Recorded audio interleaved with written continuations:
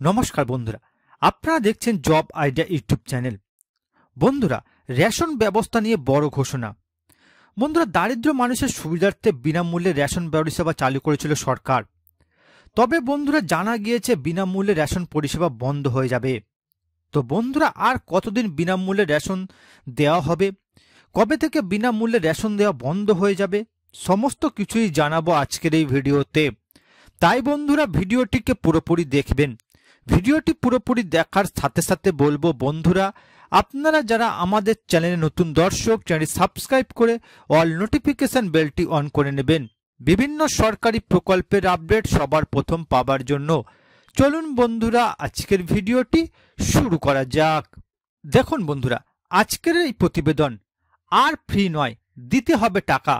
রেশনে বিনামূল্যে সামগ্রী দেওয়া বন্ধের পথে সরকার। বন্ধুরা, দারিদ্র তথা মধ্যবিত্তকে বাড়তে থাকা মূল্যবৃদ্ধি থেকে রেহাই দিতে ও অন্যের যোগান নিশ্চিত করতে সরকারের তরফ থেকে রেশন প্রকল্প চালু করা হয়েছিল।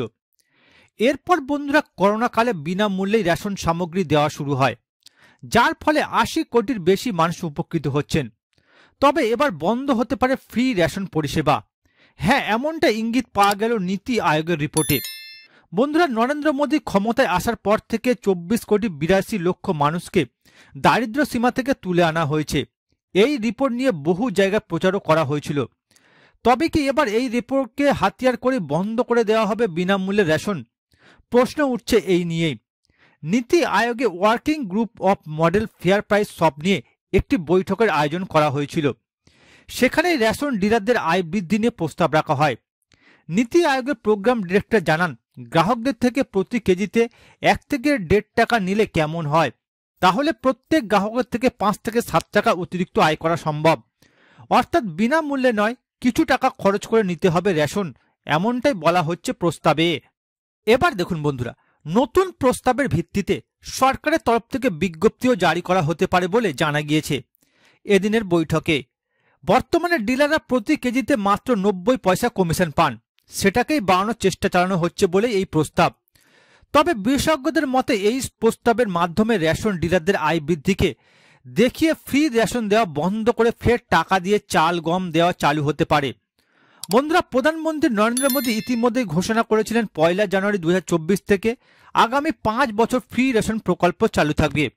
এর জন্য কেন্দ্রকে প্রতি বছর ১১,৮০,০০০ কোটি টাকা খরচ করতে হয়, যার ফলে কোষাগারের চাপ বাড়ছে। তার উপর দীর্ঘদিন ধরেই কমিশন বৃদ্ধির দাবিতে সরব রেশন ডিলাররা, তাই এমন প্রস্তাব আনা হচ্ছে বলে মনে করা হচ্ছে। এসবের মধ্যেই কমিশন বৃদ্ধি করতে লাগাতার চাপ দিচ্ছেন রেশন দোকানদাররা।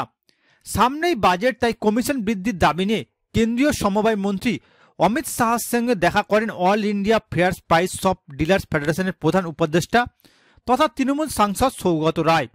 সঙ্গে ছিলেন সংগঠনের সাধারণ সম্পাদক বিশ্বম্বর বসু। আসন্ন বাজেটে দোকানদারদের কমিশন বাড়ানোর ব্যাপারে তারা আর্জি জানান।